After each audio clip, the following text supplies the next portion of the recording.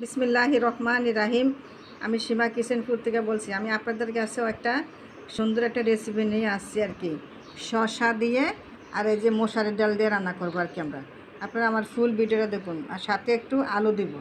প্রথমত আমি এখানে একটা পাতে বসে যেখানে আমি প্রথম শসাগুলো দিয়ে দিছি, তারপর দিয়েছি একটা আলুগুলা, এখানে টমেটো দেবো, টমেটো তারপর যে কাঁচামরিচ, কিছু পরিমাণে একটা পেঁয়াজ কুচি দিয়ে দেবো, 1 চামচ পরিমাণ আদা বাটা, পরিমাণ রসুন বাটা, চামচ পরিমাণ হলুদের গুঁড়া দিয়েছি আর কি, চামচের পরিমাণ একটু মরিচের গুঁড়া, কারণ এখানে কাঁচামরিচ দিছি তো তাই একটু মরিচের গুঁড়া কম দিয়ে দিলাম আর কি। এখানে এই যে পরিমাণ মতন দিয়ে দিছি লবণ আর কি। মশারি ডালটা আমি এখানে এখন দিচ্ছি না, যখন একটু এই যে শসাটা আদা আদা সিদ্ধ হবে তখন আমি এখানে মশারি ডালটা দিয়ে দিব। আমি এখন এই যে পরিমাণ মতন পানি দিয়ে দিব আর কি। হয়ে গেছে, তাই এখন আমি এটা চুলাতে বসিয়ে দেবো, আদা সিদ্ধ হবে, তারপরে আমি এখানে মশলা ডালটা দিয়ে দেবো আর কি। আমার শসাটা এখন এই যে বলটা নিয়ে এসে বসছে, একটু পরে আমি এখন ওই যে মশলা ডালটাকে দিয়ে দেবো আর কি। এই যে আমার শসাটা এই যে সিদ্ধ হয়ে গেছে, আদা আদা সিদ্ধ হয়ে গেছে, তাই এখন আমি এই যে মশারি ডালগুলো এখানে দিয়ে দিব আর কি। এই যে মশলা ডালগুলো দিয়ে দেওয়ার পরে আমি এখানে এইভাবে এই যে একটু নাড়াচাড়া করে দিব আর কি।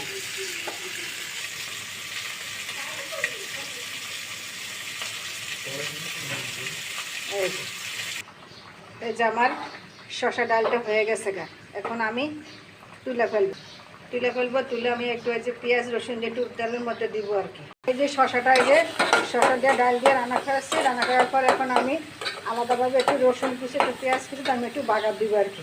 এখানে আমি এই যে অল্প পরিমাণে একটু রান্নার তেল দিয়ে দিই। আর এখানে পেঁয়াজটা ভাজা ভাজা হয়ে গেছে আর কি, ভাজা ভাজা হয়ে, তাই এখানে আমি এই যে দিয়ে দিলাম, এখানে তেলের মধ্যে দিয়ে দিয়েছি আর কি।